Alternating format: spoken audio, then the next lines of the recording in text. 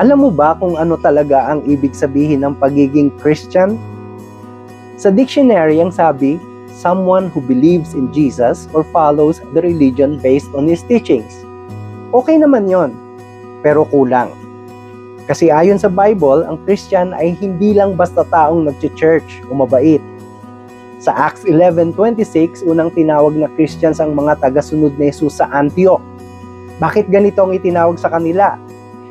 Dahil ang lifestyle nila, ugali at pananalita ay parang kay Kristo. Pero ngayon, parang naging label na lang yung Christian. Minsan ginagamit lang kasi pumupunta sa church o lumaki sa Christian country.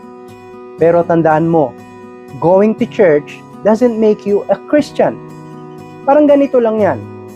Kung nasa garahe ka, kotse ka na ba? Hindi naman, di ba?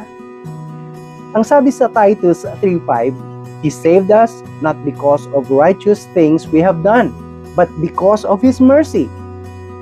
Hindi yung mabubuting gawa ang nagliligtas sa atin, kundi ang biyaya ng Diyos.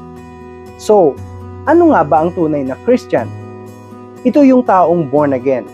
Ibig sabihin, binigyan ng bagong buhay ng Diyos at buong puso nang nagtitiwala kay Jesus. Siya ang tagapagligtas na namatay para sa ating mga kasalanan at nabuhay muli. Sabi sa John 1:12, To all who received Him, He gave the right to become children of God. Kung totoo kang Christian, makikita yan sa pagmamahal mo sa iba at sa pagsunod mo sa salita ng Diyos. Ngayon, tanong ko sa iyo, totoo ka bang tagasunod ni Jesus? If not yet, maybe today is the day to make that decision.